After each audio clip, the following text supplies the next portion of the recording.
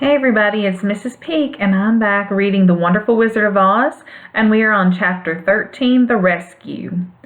The Cowardly Lion was much pleased to hear that the Wicked Witch had been melted by the bucket of water, and Dorothy at once unlocked the gate of his prison and set him free. They went in together to the castle, where Dorothy's first act was to call all the Winkies together and tell them that they were no longer slaves. There was great rejoicing among the yellow Winkies, for they had been made to work hard during many years for the Wicked Witch, who had always treated them with great cruelty. They kept this day as a holiday, then and ever after, and spent the time in feasting and dancing. "If our friends, the Scarecrow and the Tin Woodman, were only with us," said the Lion, "I should be quite happy." "Do you suppose we could rescue them?" asked the girl anxiously. "Well, we can try," answered the Lion. So they called the yellow Winkies and asked them if they could help to rescue their friends. And the Winkies said that they would be delighted to do all in their power for Dorothy, who had set them free from bondage. So she chose a number of the Winkies who looked as if they knew the most, and they all started away. They traveled that day and part of the next until they came to the rocky plain where the Tin Woodman lay, all battered and bent. His axe was near him, but the blade was rusted and the handle broken off short. The Winkies lifted him tenderly in their arms and carried him back to the yellow castle again, Dorothy shedding a few tears by the way at the sad plight of her old friend, and the Lion looking sober and sorry.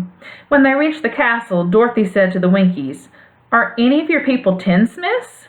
"Oh, yes. Some of us are very good tinsmiths," they told her. "Then bring them to me," she said. And when the tinsmiths came, bringing with them their tools and baskets, she inquired, "Can you straighten out these dents in the Tin Woodman and bend him back into shape again, and solder him together where he is broken?" The tinsmiths looked the woodman over carefully, and then answered that they thought they could mend him so he would be as good as ever. So they set to work in one of the big yellow rooms of the castle, and worked for 3 days and 4 nights, hammering and twisting and bending and soldering and polishing and pounding at the legs and body and head of the Tin Woodman, until at last he was straightened out into his old form, and his joints worked as well as ever. To be sure, there were several patches on him, but the tinsmiths did a good job, and as the woodman was not a vain man, he did not mind the patches at all. When at last he walked into Dorothy's room and thanked her for rescuing him, he was so pleased that he wept tears of joy, and Dorothy had to wipe every tear carefully from his face with her apron, so his joints would not be rusted. At the same time, her own tears fell thick and fast at the joy of meeting her old friend again, and these tears did not need to be wiped away. As for the Lion, he wiped his eyes so often with the tip of his tail that it became quite wet, and he was obliged to go out in the courtyard and hold it in the sun till it dried. "If we only had the Scarecrow with us again," said the Tin Woodman, when Dorothy had finished telling him everything that had happened, "I should be quite happy." "We must try to find him," said the girl.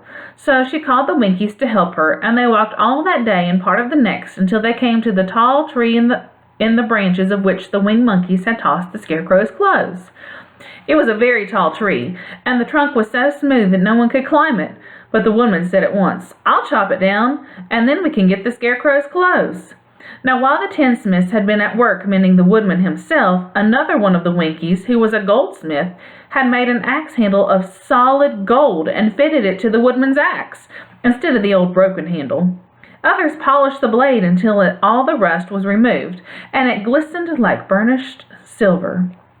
As soon as he had spoken, the Tin Woodman began to chop, and in a short time the tree fell over with a crash, whereupon the Scarecrow's clothes fell out of the branches and rolled off on the ground. Dorothy picked them up and had the Winkies carry them back to the castle, where they were stuffed with nice clean straw, and behold, here was the Scarecrow, as good as ever, thanking them over and over again for saving him.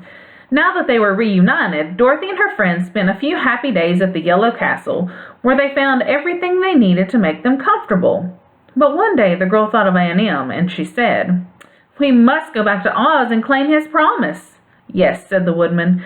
"At last I shall get my heart." "And I shall get my brains," added the Scarecrow joyfully. "And I shall get my courage," said the Lion thoughtfully. "And I shall get back to Kansas," cried Dorothy, clapping her hands. "Oh, let us start for the Emerald City tomorrow." This they decided to do. The next day they called the Winkies together and bade them goodbye. The Winkies were sorry to have them go, and they had grown so fond of the Tin Woodman that they begged him to stay and rule over them in the Yellow Land of the West. Finding they were determined to go, the Winkies gave Toto and the Lion each a golden collar, and to Dorothy they presented a beautiful bracelet studded with diamonds, and to the Scarecrow they gave a gold-headed walking stick to keep him from stumbling. And to the Tin Woodman they offered a silver oil can inlaid with gold and set with precious jewels. Every one of the travelers made the Winkies a pretty speech in return, and all shook hands with them until their arms ached. Dorothy went to the witch's cupboard to fill her basket with food for the journey, and there she saw the golden cap. She tried it on her own head and found it fitted her exactly. She did not know anything about the charm of the golden cap, but she saw that it was pretty, so she made up her mind to wear it and carry her sunbonnet in the basket. Then, being prepared for the journey, they all started for the Emerald City, and the Winkies gave them 3 cheers and many good wishes to carry with them. That's the end of the chapter. See you next time. Bye.